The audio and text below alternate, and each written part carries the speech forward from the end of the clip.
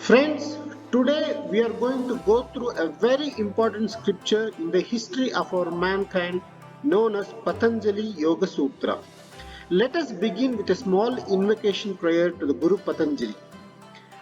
Guru Brahma, Guru Vishnu, Guru Devo Maheshwara. Guru Sakshat Parabrahma Tasmai Shri Guruve Namah.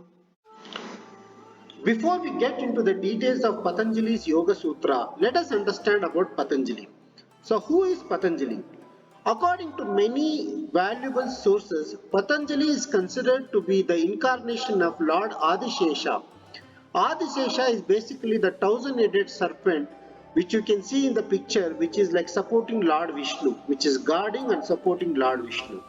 So such a powerful is the personality of Patanjali. So this book is come straight from such a powerful incarnation. So what does Patanjali Yoga Sutra contain? There are basically four divisions or four chapters you may say called as padas. The first one is called Samadhi Pada. In this, an accurate description of what exactly yoga means has been provided by sage Patanjali. Then also introduction to Samadhi has been provided. The second is Sadhana Pada. Sadhana means the discipline or the effort. So here clearly a 8 steps to realizing yoga's goal has been provided by sage Patanjali. Basically, what to do and how to do has been provided in this chapter. The third is Vibhuti Pada. In this, various powers or Siddhis which a yoga practitioner will acquire during the method practicing has been mentioned here. You will see amazing powers that a yoga practitioner gets in this chapter. The fourth is Kaivalya Pada. Kaivalya means ultimate liberation. In this chapter, an accurate description of how and what does Kaivalya Pada means has been laid out. Let us get started on Samadhi Pada. In this we will understand what does yoga mean and also we will understand the meaning and the depth of the word Samadhi. So what is yoga? Let us understand practically our life. If we examine our life, we could see that our happy moments are very less and unhappy moments are much more. So therefore we can clearly establish that something is wrong with what we are doing in our life, which means it all boils down to the mind, of course.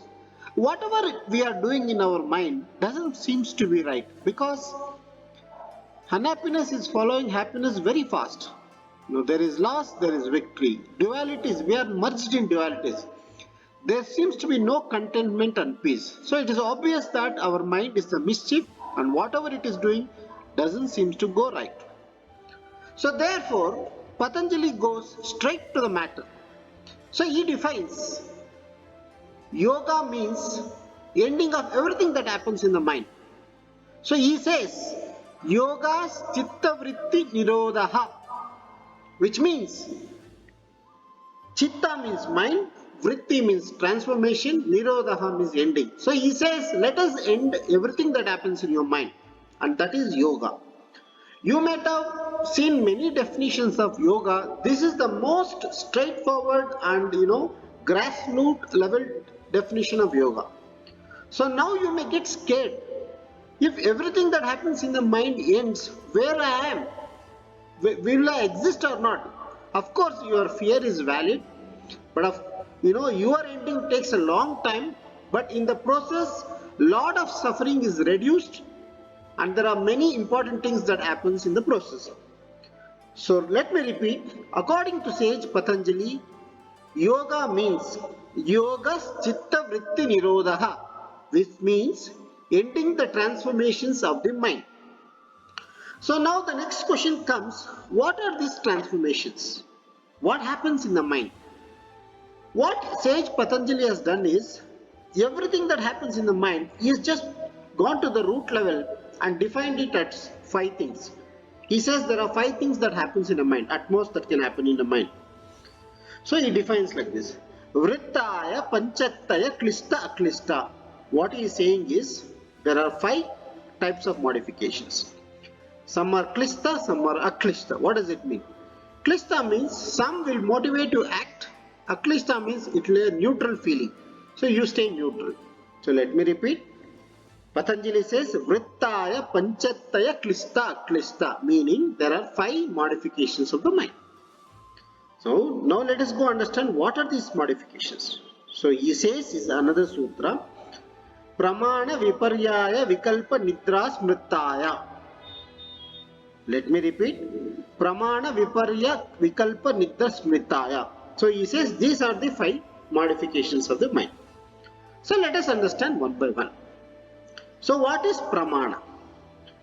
Pramana means you are seeing something, let's say, you are seeing something and you are knowing it correctly. For example, you are seeing a rope and you are saying it is rope. So it's a right knowing. So pramana means right knowing.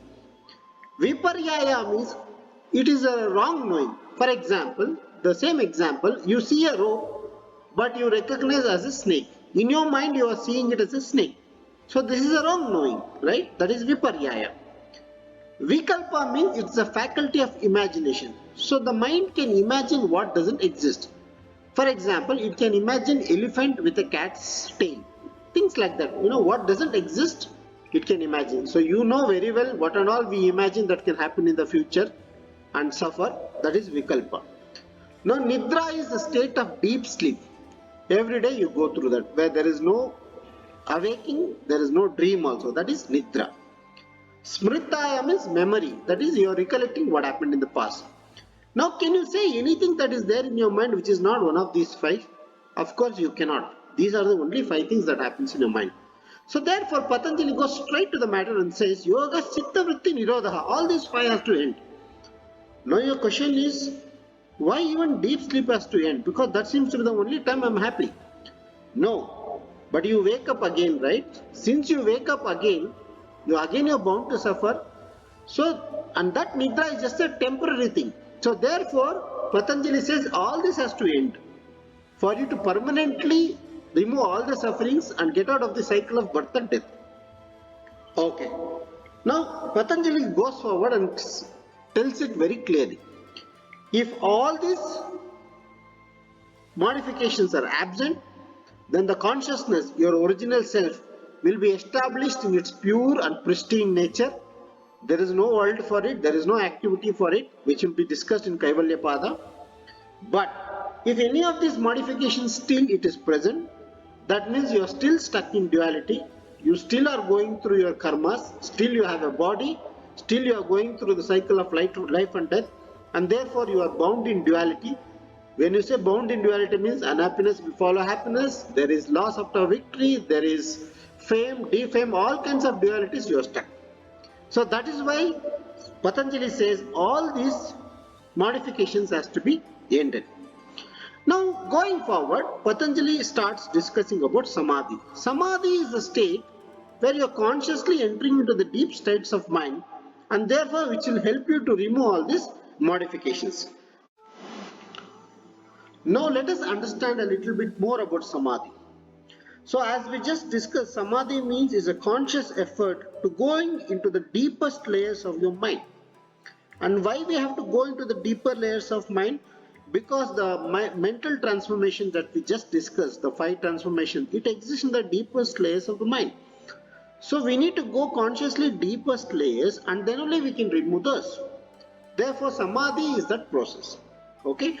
To understand Samadhi better, so it will be discussed later also. Let us say we are concentrating or meditating on a pot. When we start, we are at the level of pot. It's very gross. We just see a pot. Correct? But when our concentration goes deeper, then the pot becomes clay. We will be able to visualize or see the clay. And when the concentration goes little more deeper, we will see 5 elements. That is, the clay is nothing but a combination of earth, water, air, fire and space. Of course, earth element is more in clay. So we will be able to see that level. And when the mind goes little more deeper, we will be able to see the subtlest elements like sound, touch, form, taste, smell. They are called tanmatras. And then we can go deeper and deeper and deeper. So as you can see, just by using meditation on a simple thing like a pot can take us to the deepest layer. But of course, this has to be done in a right way, which will be discussed later. So Samadhi is this process where we take a certain object, and using that object called as bija, then we enter into our own mind. See, if we have to go through an object's deepest layers, of course our mind also has to keep going subtler, right? So as the mind keeps going subtler, there you are, and you will be able to remove the transformations of the mind. Before going and explaining the practice that needs to be done, the Ashtanga Yoga, Sage Patanjali is giving us a very valuable information, which is what is the attitude you need to have for this practice so that you will be successful. He sums it up in simple two words: Abhyasa and Vairagya. Abhyasa Vairagyam Tan Nirodha. That's it. So what does it mean?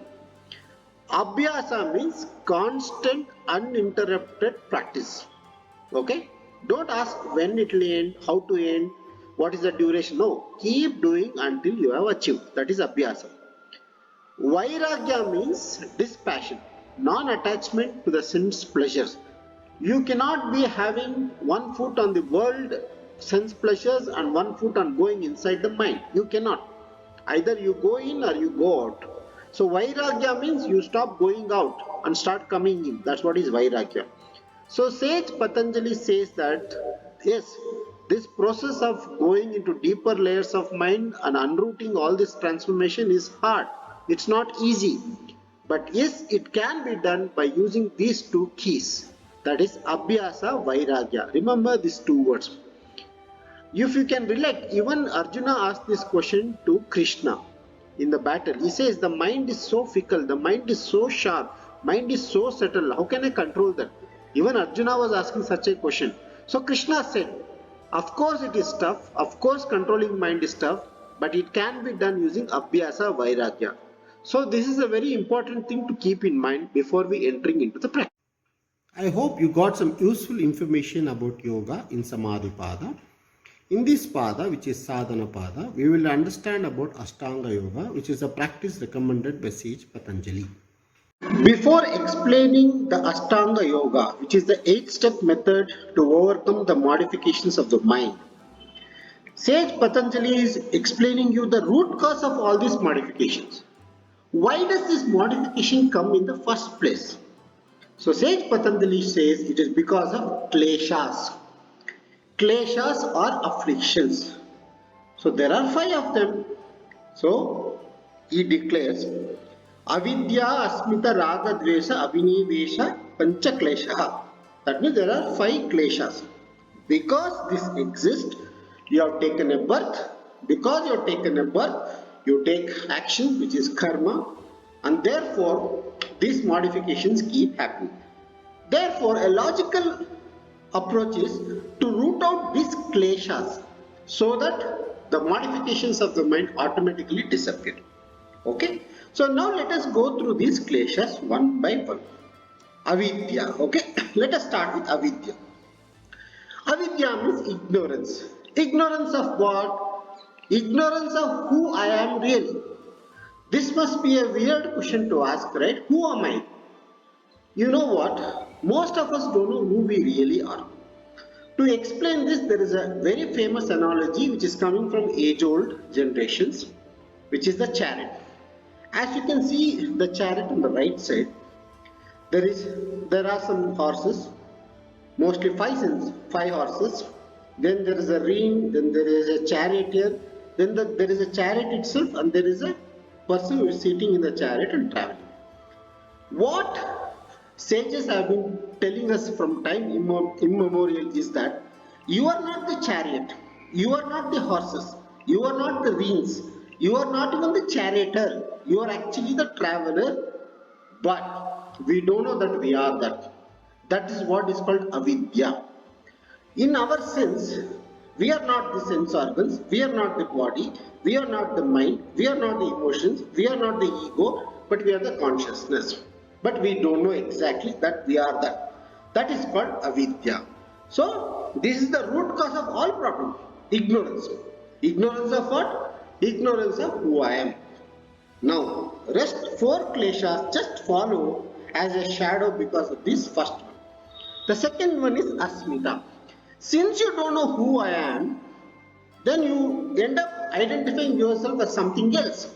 For example, in this case, you don't know that you are the traveler, therefore you identify that you are the chariot, you are the charioteer, you are the horses, etc. So in our practical sense, since we don't know that we are consciousness, we think we are the body, we think we are the mind, we think we are the emotions, we think we are the ego.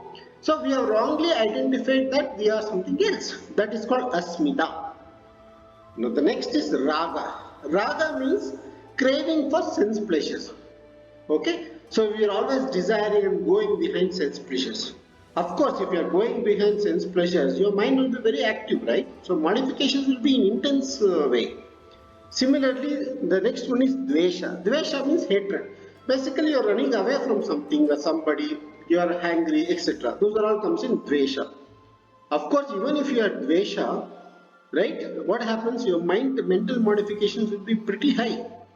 Many times it happens that people who have dvesha are more agitated than people who have raga.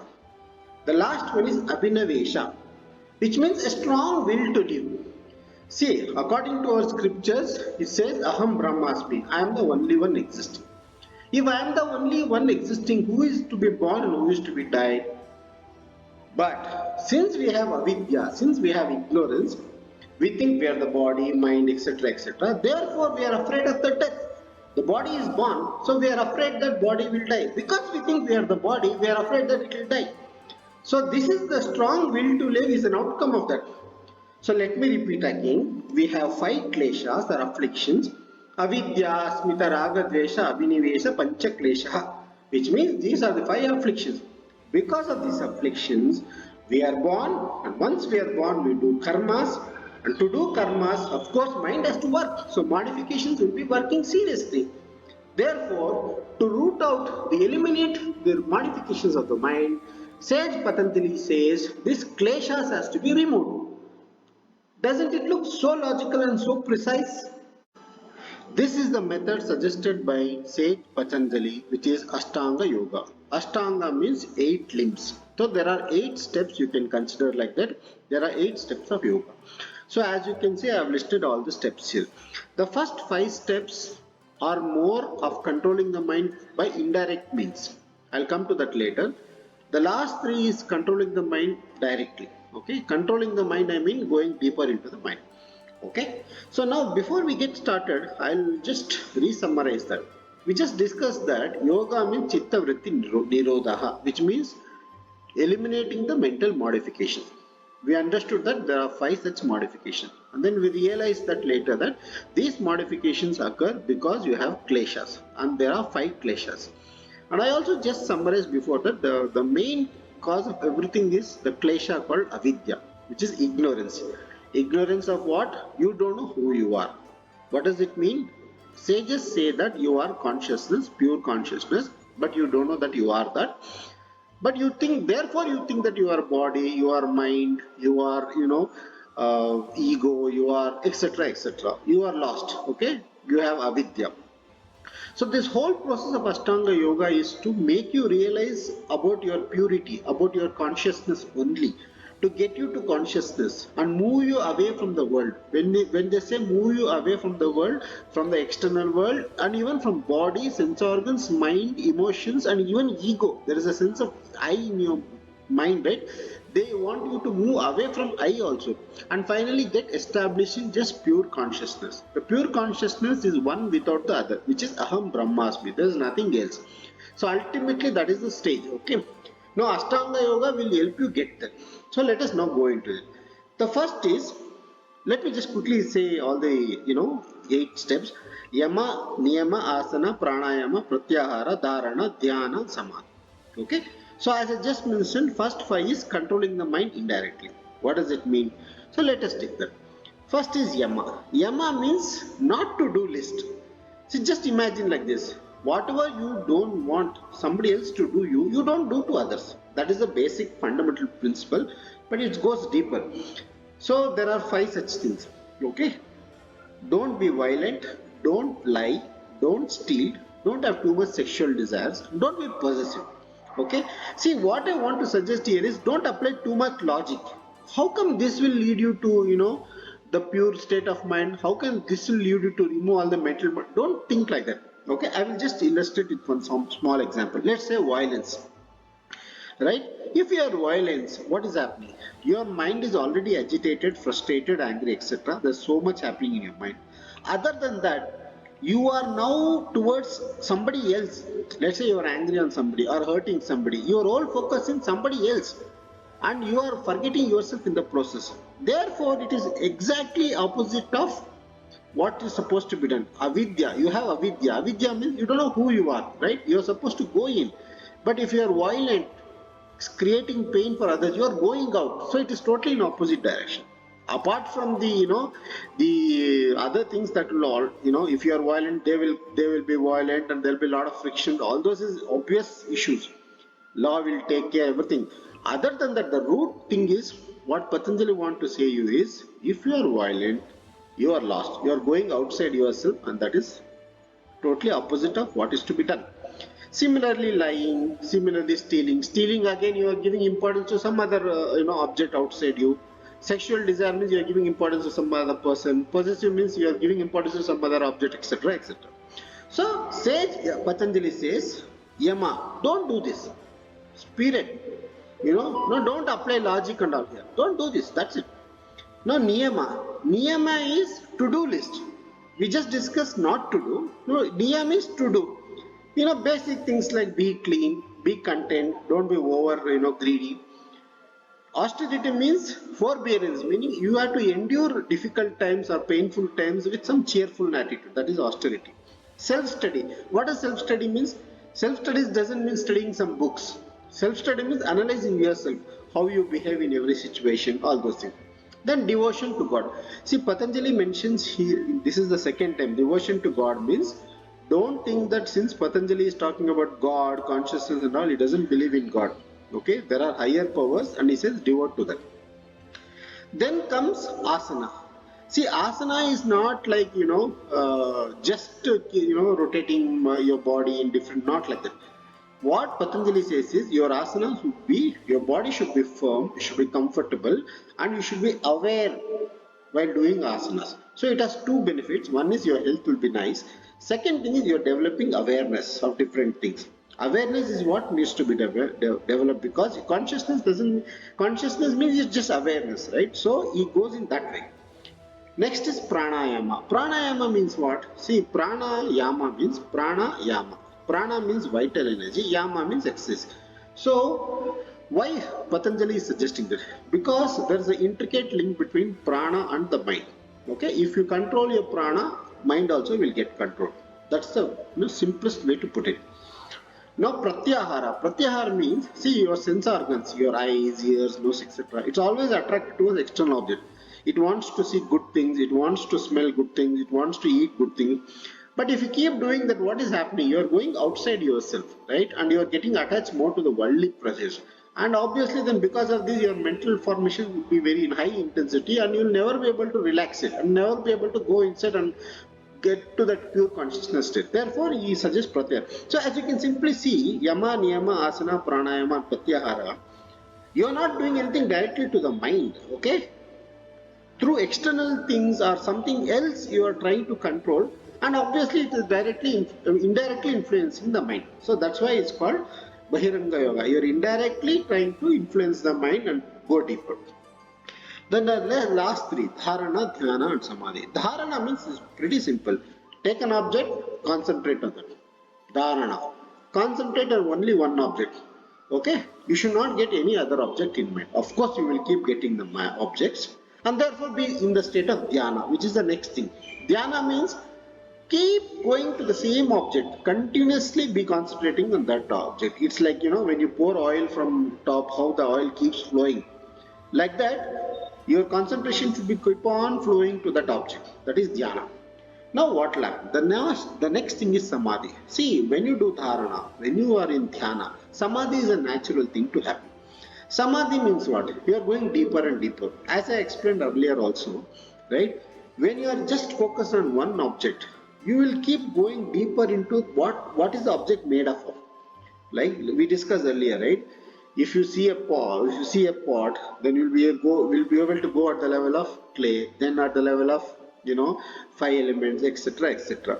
So samadhi, what is happening? You are going into deeper layers of consciousness. Okay, as your concentration deepens, your samadhi also deepens, and then there comes a stage when you will go to the fundamental things of what the material is made up of, and there is just the fundamental of material and there is just the consciousness.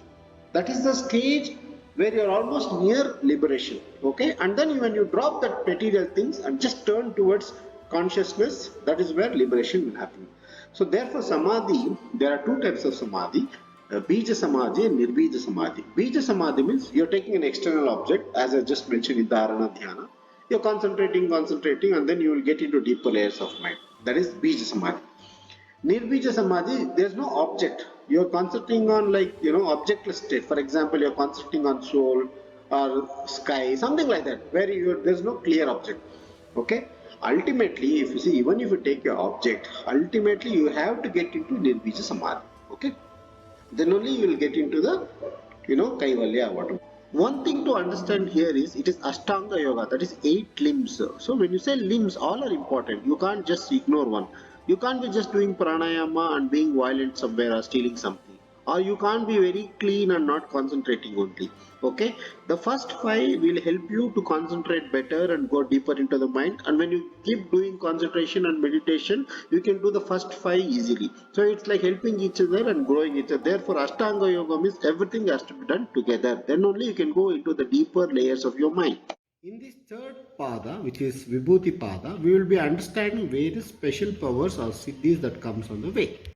So some of them are listed here. The first one. So a person who is highly developed in this can make a surrounding environment non-violent. For example, it has been reported in Ramayana, okay, Shabari's guru, okay, in that forest, in and around him, even a tiger and cow were acting like friends. So such has been reported. So you can make people around you, living beings around you, non-violent. Second, whatever you say can become true. If you are highly developed in your yoga practice, this is what can happen. You can get knowledge of the previous births that you went through, and also you can know about when you are going to die, etc. You can attract a lot of gems and wealth if you wish so. Not that you want it, but if you wish so, it will come for you. You can have communion or contact with your favorite deities and gods and take their support. You can understand what the other person is right now thinking. Isn't it wonderful? You can create several bodies and also you can enter into those bodies. This is required for burning karmas faster. You can make yourself invisible. You can make yourself big, small, light, heavy. You can walk on water, you can walk on fire, you can travel in air at mind speed. You can understand the language of animals. Isn't that interesting? You can also understand how the nature is creating things, destroying things, etc. And many more. I have not listed everything here, but this gives a good start. One thing I want to say here is Patanjali has recommended that we should not get attached in these siddhis or powers. The reason is simple. The ultimate aim is liberation, because even if you have all this, suffering will not go. Suffering can completely go only if you attain the highest thing, which is liberation. It has been reported in many people's lives, sages' life. For example, in Buddha's life, it has been reported that as he was going higher and higher in spiritual practice, many gods and goddesses or whatever, they came and they tried to lure him to to heaven and higher things. But Buddha never went for it. Buddha kept on, single-founded mind that he wanted ultimate liberation and suffering from everything. Even if you go to heaven, you have to come back, because the karma will get burnt even in heaven. So therefore, one should not get attached to all these siddhis. That's what sage Patanjali recommends. In this last chapter, which is Kaivalya Pada, we will be understanding what does liberation mean. Here sage Patanjali is giving the definition of Kaivalyam. Kaivalyam means ultimate or total liberation from all the worldly matters and therefore ending of all suffering. So he defines like this. Purushartha sunyanam gunanam prati prasavah kaivalyam swarupa prasthitava chiti sakriti. What it means is, so our sages has always been telling like this. There are two things: Purusha, Prakriti. Purusha is that original consciousness or the pure consciousness. Prakriti is the material world. This material world is always created with the foundation of three gunas: Sattva guna, Raja guna, Tamo guna. Sattva means goodness, Rajo means desires, and Tamo guna means laziness or inertia. This combination of three gunas is what creates the material world. So in Kaivalyam, what happens is that, okay, the entire material world for this enlightened one resolves back to gunas, and even the gunas goes back to its original source. And therefore, what remains is only pure consciousness, okay? And there Purusha, only Purusha remains. This is where the statements like Aham Brahmasmi make sense. One without the other. There is nobody else. Except the consciousness, there is nobody else. Except that awareness, there is nothing else. This is called Kaivalyam. Since there is only one, obviously there is no death, no birth, no suffering, no comparison, no jealousy, no anger, nothing. All suffering is gone out of the window. This is called Kaivalyam, ultimate liberation. If you can just look at the chariot also, right now what is happening is, the person who is sitting in the chariot is that Purusha, and everything else is Prakriti. The chariot is Prakriti, the horses are Prakriti, the chariot is Prakriti, the reins are Prakriti, everything else is Prakriti. So what happens to this Prakriti? It all resolves to gunas, and even the gunas go back to original state. Only the Purusha remains. There is nothing other than Purusha. There is nothing other than consciousness. This is the state of Kaivalyam. So whatever we discussed so far, it all resolves back to this stage, which is the achievement of Kaivalyam. So sage Patanjali says yoga means chitta vritti nirodha, meaning remove the mental modification. There were 5 modifications. Okay. Now the root cause of this modification is kleshas. There are 5 kleshas, and the root klesha that create everything else is avidya. Avidya means ignorance of oneself.